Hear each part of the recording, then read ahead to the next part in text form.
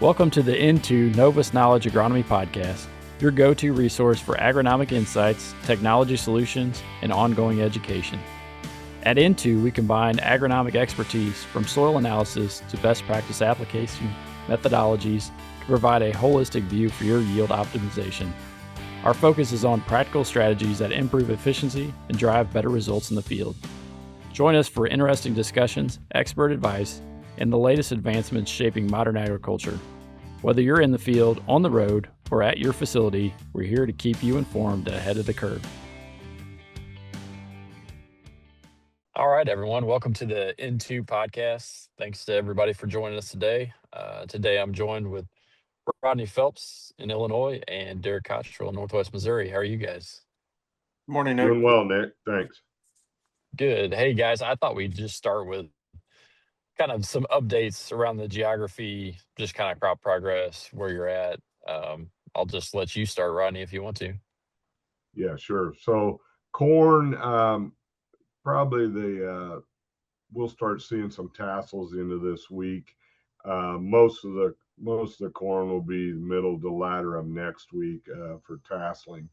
Soybeans, we're anywhere from the real late planted ones are in the first trifoliate, and then most of the beans are flowering. We're just entering R1, maybe early R2, trying to get them finished up post brand since we had all that water before this heat dome hit us. Yeah, appreciate that update there, Rodney. Derek, if you want to go next. Yeah, we're similar to that.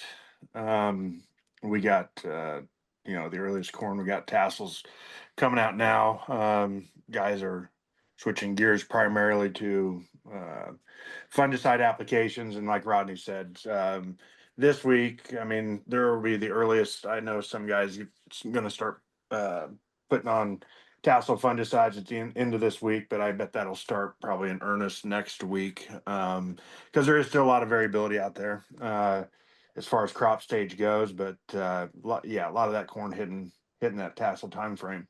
On the bean side of things, again, similar to Rodney, we do have some later planted or replant type beans that are still in the vegetative stages, but I would say the majority of them are getting into that R1, R2 type time frame. So Appreciate that, Derek. Yeah, for me, similar boat to you guys. The earliest planted corn is pollinating right now, some of that late March, early April stuff. And then we've got a lot of this later April stuff that's shooting tassels and some cases just maybe starting to soak or pollinate on some of the really river bottom type ground, but on the clay pan it's just ready to start shooting tassels. That May planted stuff is kind of more in that V12-ish range, V10-ish, V12-ish range, so kind of that chest high corn. And then we have a fair amount of June planted corn, and some of that is not very big at this moment. I actually drove by some this morning that was just coming out of the ground, so still some that just got planted recently. And then soybeans were our earliest planted kind of late March, very early April. I've seen some of that the last couple of days that they are at R3 right now. And then we have a fair amount. You get into that mid-May stuff that's more of the R1, R2 time frame now. And then we've still got beans getting planted. Some of the first crop just in some of the really wet areas getting finished up now. And then a fair amount of double crop that's getting planted right now. So we're kind of, all over the board, just as the way planting was drug out. So is crop progress. So, guys, that kind of gives the range of where we're at, and it is quite a drawn-out range, at least for me, this year. But I thought maybe a good place to start would be a little bit of what's going on with that plant right now. So, if we're kind of at that tassel time frame on corn, we're at that R2, R3 time frame on soybeans. Like, I don't know if Rodney or Derek, if one of you guys want to jump in. I mean, we know the corn's pollinating right now, but what is it doing as far as yield determination? What is stress doing to that plant, nutrient uptake, that kind of thing? I don't know, Derek, maybe if you want to start on corn. yeah, and so prior to VT, the main focus of that corn planter, I guess. So what stress is going to impact the most is going to be that kernel number per row on the ear type deal. So after about V10, that's when we get the rapid uptake of nutrients type deal. And yes, you hear a lot about, 50% of nitrogen being taken up after VT and things like that. Sure, there's still a lot of nutrients that'll be taken up after tassel, but what we got to understand is that nutrient demand per day is that's typically spikes for things like sulfur, potassium, nitrogen. Um, the corn plant can demand up to a half a pound of sulfur a day in that V10 to V14 time frame, up to 4 pounds of potassium per day, 7 to 10 pounds of nitrogen per day, depending on your yield goal and yield potential and things like that. And so that's what we got to keep in mind. And so right now that corn plant is in a very sensitive stage that any sort of stress, whether that be this heat wave that we're getting right now, the excessive moisture we had, if we got disease moving in, things like that, what's being impacted in terms of the yield equation is going to be that kernel number per row on the ear at this point prior to pollination. Now, once we get to pollination, that's when stress is going to have the biggest impact. Now, pollination is typically a 10 to 14 day window whenever that happens, and we'll certainly we're at the point now we need to make sure we have a plan in place for that window because it's going to be here sooner rather than later for most guys. Very good points there, Derek. I think that's the biggest thing to drive home is just we're determined length that ear. So any way we can mitigate stress, we're helping maintain that length. And then as we get in the early reproductive stages, we'll be trying to maintain so we don't abort any of those kernels. But yeah, you're right. A lot of nutrient uptake left to happen, especially on the nitrogen side of things. But yeah, you talked about it. We don't think about potassium much on corn, but it is a huge hog in those late vegetative stages as far as potassium uptake. So good points. Rodney, I don't know if you want to mention just kind of like what's the soybean plant doing when we get kind of that R2, R3 time frame? Yeah, excuse me. So same thing. It's pulling a lot of nutrient load, and it's starting to determine um, how many beans it's going to put in that pod, and how big those beans are going to be. And we always think of nitrogen and corn, but the bean plant is also cranking nitrogen. It's nodulating, but it's also using a lot of nitrogen at that stage. And so, once again, corn, we always think corn is a big hog, but the beans are cranking on, need a lot of sulfur, a lot of zinc, and the nitrogen. So we don't want to forget the micros in the corn and the bean crop and the nitrogen load. Now, I'm not saying we top dress soybeans with nitrogen, but I do have some accounts that do that, growers that do that, but that is a fine line timing. You got to hit it just right. But if your beans are healthy and nodulating, great. They are cranking to determine how many beans are going to put in that pod. And the stress factor coming into the beans is when they'll start aborting pods if they don't get enough nutrients or think they can't support what that plant has. They'll start aborting the pod. So it's very critical at this stage, especially if you're going to make a fungicide pass, that we make sure we've got some micros in there also to help them finish off. Good And points, guys. Nick, I would add with on the soybean side of things, but I've been given the stage we're at in that R1 to maybe some in R2. I always like to remind guys this time of year that at R2, on average, a soybean plant's only put on roughly 50% of its nodes at this point. And so keep that in mind that we don't stage soybeans based off their size, but I don't think we realize even at this stage how much growth is still left to happen on those soybeans. And so even though we got flowers, when we talk fungicide applications with beans, we still got lots of time for that to occur type deal. Because right now we're at a stage where the top of that plant will essentially become the center of that canopy here over the next several weeks. I think it's a Very good good point. point, And Derek. And I'd say too that 60 to 70% of your yield's coming from the middle of the plant. So Yeah. node 7 to 14 is usually where the majority of the yield come from. So spot on when there's still a lot of nodes left to be set on these beans. Yeah, those are good points. I wanna correlate that back to fungicide timing, but real quick, just one sidestep. We were talking about corn earlier, micronutrient needs. Rodney's points just brought up another thought of mine. You know, we did the three of us a fair amount of biomass sampling last year on corn, and just one of the big trends that came up just on the micronutrient side. Rodney had mentioned those, but yeah, manganese, boron, zinc.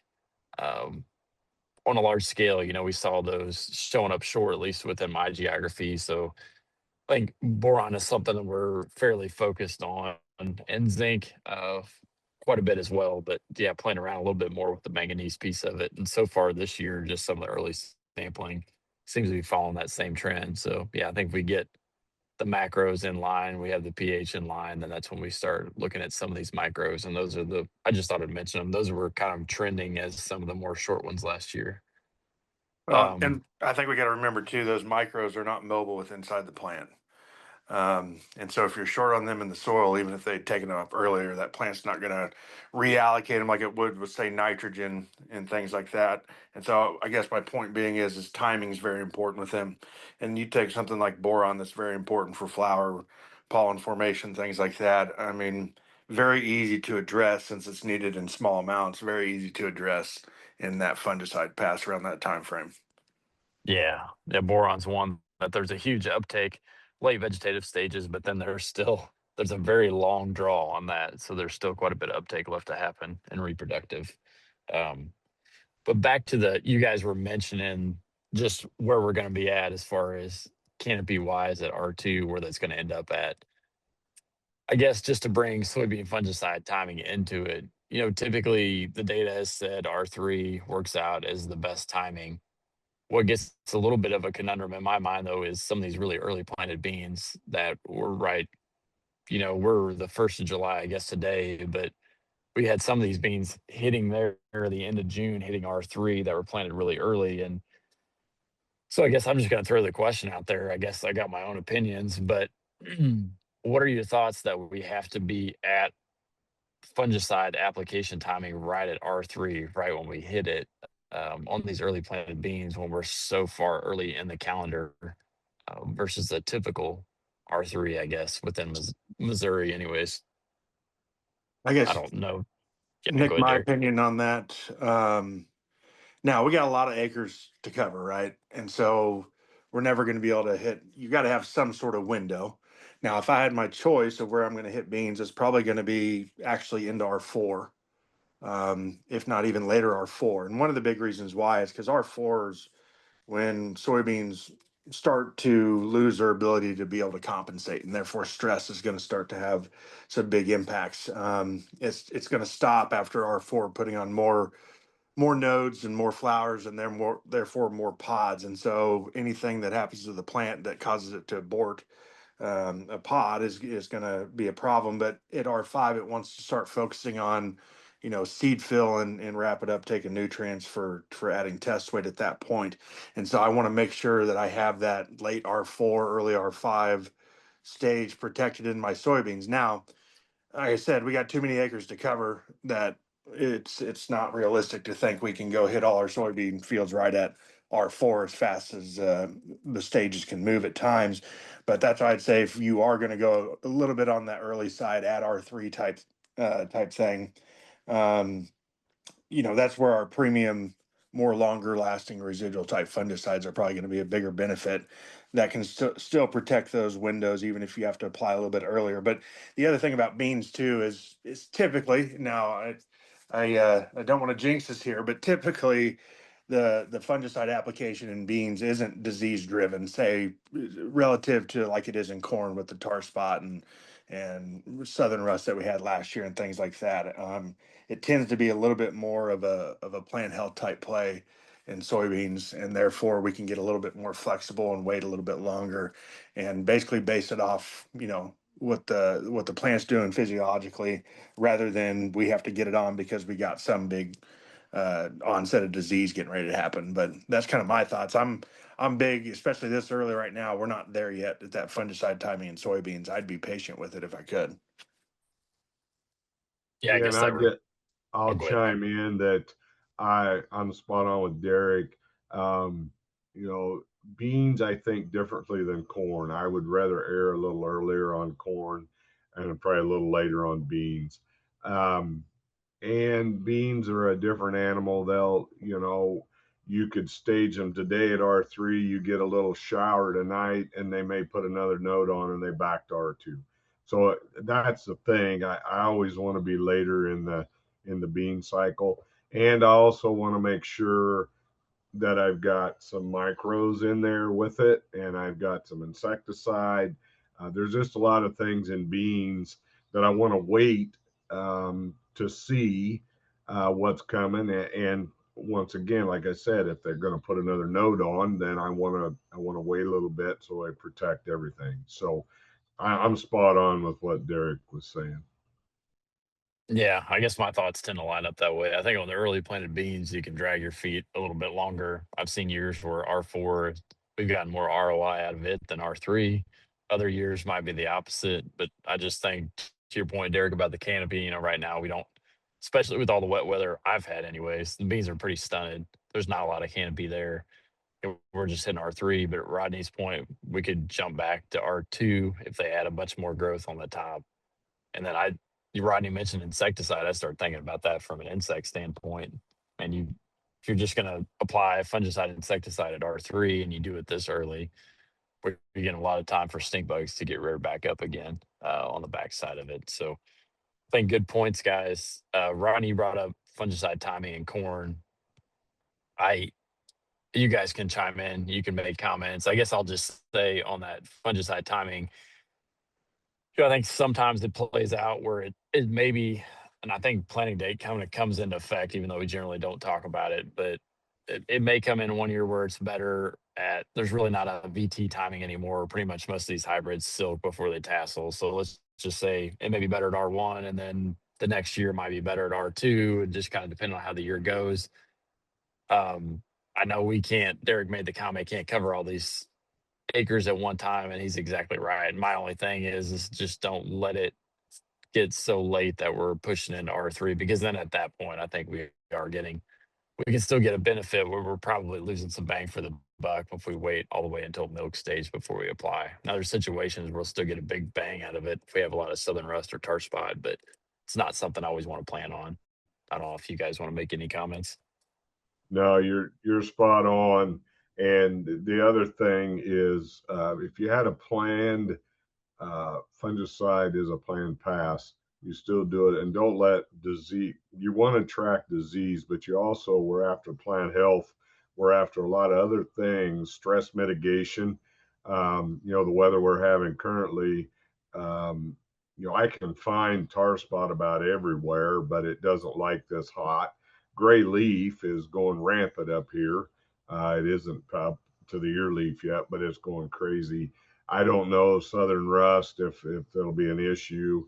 I haven't found any common rust is here, but not southern. Gray leaf, excuse me, loves this weather, but tar is here and it'll always be here. It's just, will we cool off in the nights, and will we have the heavy dews and such that last till 10 or 11 in the morning to let tar spot really take off. Yeah, I agree with all that. I don't have much more to add there other than I do tend to favor being a little bit more proactive on the corn side. um, opposite of soybeans here over the last 5, 6 years, it has been a disease driven play. Sure, we're still going after plant health and some other benefits that fungicides can bring you other than disease control, but the disease is inevitable. Like Rodney mentioned, the tar spot, it's here. It didn't go anywhere last year, even though southern rust kind of took the spotlight. Well, this year, we're not seeing much out of southern rust reports, which is interesting. To be this late in the season and not really see it moving up from the southern U.S. at this point. But regardless whether it's southern rust or tar spot, we know that disease is going to be there. And one thing I see happen every year is we got corn hitting tassels right now, and here in 2 weeks, I'll be like, why didn't you spray? And they're like, well, because at tassel, it looked good then. Exactly. That's when I want you. When that corn looks good, let's not be waiting around for that disease because it is inevitable. We've had record moisture. We now have high humidity, which could slow down development a little bit, but we're going to cool down again.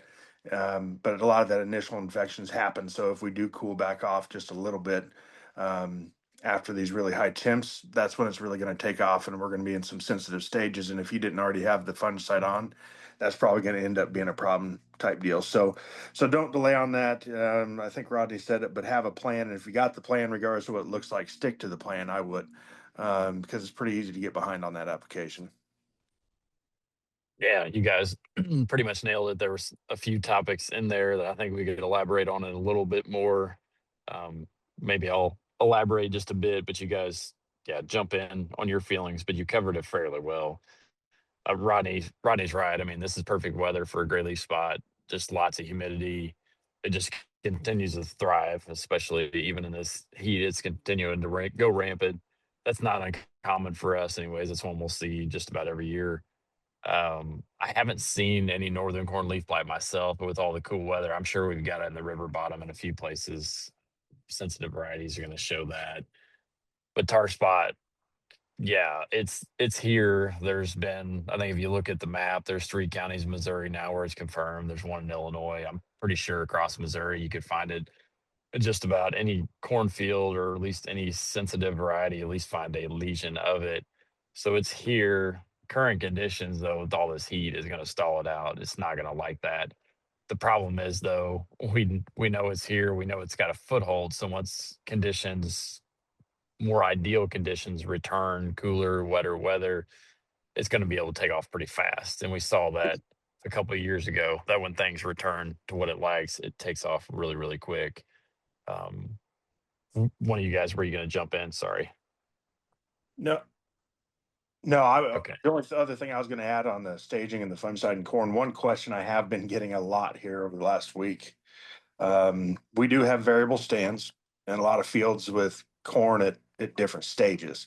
And so when we say we want to go at VTR1 or, when we apply, simply put, it's typically whenever at least 50% of that field is tasseled out. I would call that whole field uh, tasseled out. So keep that in mind. If you got a field like a lot of people do that just, have a variability of 1 to 2 stages out there, wait till you can stage the field at least 50% at a particular stage, and that's what I call it. Yeah, I agree with that. And also, talk about micros in corn, and when you're applying fungicide, boron to me is a big one for that kernel development. And to Nick's point, all of the mass quantity samples we had last year, the boron come up short in just about every one of mine. And so boron's a big one right now when we're wanting all the kernel and best kernel developed we can get. The more if we can get some boron in there to help out, that's a big play. Yeah, for sure, guys. And then I'll just mention on tar spot, so it could flare relatively quickly, like we saw in 24 when things become more ideal for it. Just remember too that some fungicides are going to be stronger than others on tar spot. There's definitely some with the greater strength there. The southern rust, I think you both hinted at, but yeah, there was a lot of talk about it after last year. We had such high pressure, especially in Derek's geography. But there hasn't been that much so far confirmed in the US. And I think I talked to somebody earlier this week, and yeah, I gotta apologize because when I looked at the map last week, there were no confirmed cases, which is kind of unheard of this late in the season for all across the US. But I did see last night that there are some confirmed cases in Texas, but still nothing to the southeast, which normally has happened by now. And I got to look at the map from last year, and at this time last year, it was clear all the way up into Arkansas, and not like southern Arkansas, like clear up into central Arkansas. So the fact that we've not seen it yet close to us this late in the game is a good thing for us, anyways. So I don't know how much of a problem it will be now. This later planted corn, it will probably intensify its pressure, and we're definitely going to see it there. But on the early planted stuff, it might might outrun it. A lot of talk about different fungicides. There is some better fungicides than others on southern rust, but just yeah, so far it's looking like tar spot's got more potential of an issue, at least on this earlier planted corn, than what southern rust does. So just a couple things to be mindful of there. And then Derek, you kind of alluded to this, but yeah, that comment when people are looking at applying fungicide this time of year, I've gotten this, I don't know, 4 or 5 times over the last week, and I get it every year. I'm looking at this corn, it just looks super clean. I just don't know if I see the need to put a fungicide on. And I would just continue to remind people that we're not banking on what's there today. That's not why we're making the application. We're banking on what's yet to come. And there's a lot of stars aligning. I know this week is stalling things out, maybe a little bit on the tar spot side, but a lot of stars aligning for with all the moisture for this to potentially be a disease year. And then I also just think about all the saturation that we've had here early on this corn, and then probably a fair amount of nitrogen loss. Things like stalk rot's likely to become an issue, and foliar fungicides don't protect against stalk rots directly, but indirectly they help make that plant more healthy. They help protect more leaf area, which leads to stronger stalks in the end. So standability, I always think, is a huge play that never really gets factored in the yield piece when it comes to fungicide application. So I guess I just wanted to mention that as well. It, you got, oh, go ahead, Derek. No, I was just going to say that was a really good point. Yep, that's I agree. I mean, think of it as a plan pass, and again, the better it looks is more of a reason to make essentially that insurance application of fungicide. We've already invested a lot into our crop in terms of fertilizer and nutrition and weed control and things like that. So if it looks good to me, that's just that much more of a reason to invest in that fungicide application.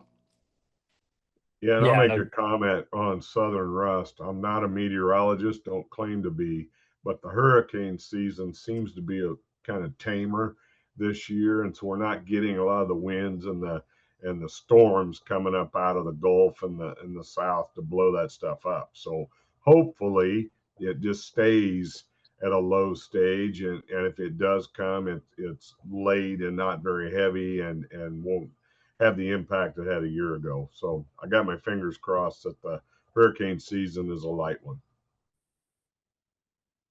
good points, guys. And I guess, yeah, just one last comment on that, Derek. We were talking yesterday, you were mentioning as far as investing in those acres that look good or the high yield acres. I think that's, to me, that's probably a really good point for people to understand that this year, I don't know about you, but this year we've got fields that maybe didn't have the greatest of stands that got left, or we have fields that have big water holes and stuff in them. And just understanding that allocation of dollars is probably a really good idea in a year like this, where not everything's the same. Not going to say that those acres can't pay out on some of these inputs, but maybe on some of those extra things, it makes more sense to do them in some places versus others. Yeah, that's been the big conversation I've been having with guys the last couple of weeks. Because again, I've already said it several times on this phone call. Variability has kind of been the theme or key word. It's not all uniform. It's not like 24 where it was pretty hard, not to raise a good corn crop regardless of what you do. This year, I think we're still going to have some really good crop, and definitely crop that still needs to be managed and invested in. It's just not going to be every one. And now I'm not a fan of giving up on any acre type deal, but I guess what I'm saying is a guy's management plan probably shouldn't be the same across the farm. And so I would just encourage everyone to work with your local retail, your local agronomist, whether that's myself or Nick or Rodney, and go through those areas. And is this the one where do I need to back off on something just because my yield potential is probably not in this field? I can back off on this field, but this one looks excellent. So I'm going to reallocate those dollars, and I'm actually going to push this one harder because that's where I'm going to get the most bushels from. And at the end of the day, that's all that matters is bushels. And so we're just going to have to get a little bit more creative, I feel like, this year in order to be have the most success. Good points. I guess the kind of rolling into the last point I wanted to get into from an insect standpoint, I did just want to mention corn leaf hoppers. Those have been found in Boone County in the central Missouri now, corn leafhoppers have to make their way up. They have to migrate up every year, come up out of Central America. The reason why I bring them up, we hadn't saw that disease called corn stunt until 24, vectored by corn leafhoppers. We're seeing leafhoppers now. We've got a fair amount of late planted corn, like June planted corn, which is theoretically at much more risk from corn stunt from that earlier infection of it. And these leafhoppers are vectoring it. So I'm just making the point. If you have some June planted corn, probably I'd be watching it relatively closely. There's not a lot of data out there that says whether or not you should or shouldn't apply an insecticide. There's no established thresholds, anything like that. But man, if you have some late planted June planted corn and you haven't posted it yet, it would be something to at least take a look at and weigh that decision of whether or not to add an insecticide to take those leafhoppers out. I'm just bringing it up because it's something that we saw in a few isolated cases, but it was pretty bad in some of those cases, just the damage that they can do pretty quick. Um, anyways, I just wanted to mention that. And then I don't know if you guys want to mention anything. Obviously, for us, the Jap beetle population is exploding right now. We've got a lot of corn yet to pollinate. We've got beans reproductive stages. I don't know if you guys want to make any comments on that or not. Yeah, they're here. And, I've said it in our prior podcasts. I have a linden tree in my backyard and they love the linden tree and they're here. They're just trying to survive till they have some silks and corn. They'll run field edges on beans, but they've really got to be, I say, like a herd of hogs through a whole field before you really get, really worried about them. I don't like them chewing on anything, but economic wise, they got to do a lot to make an impact. But I also say if you have a plane in the air and you need tank partners, insecticide in there, make sure you scout that insecticide with that fungicide pass. A lot of times is not a bad call either. Yeah, I think your point, Rodney, I'll just say that it tends to be something that over the years people have been really worried about. And I always tell folks, I think I've only seen one cornfield in my life that I thought we probably should have sprayed them. Generally, they just work the end rows and those silks regrow so quick that usually they'll overcome that. We don't have any issues with pollination. Beans, I just keep an eye out because sometimes there are some bean fields that they do work over pretty hard, especially in the reproductive stages. But with that, guys, I appreciate it. I think we probably covered enough ground for one episode, but want to just thank you guys for your comments and thank everyone for listening. We look forward to seeing you next time. Thank you for joining us. This podcast is brought to you by Into Novus Knowledge. Please reach out to your Into agronomist if we can help in any way. Join us next time for more in-depth agronomic advice.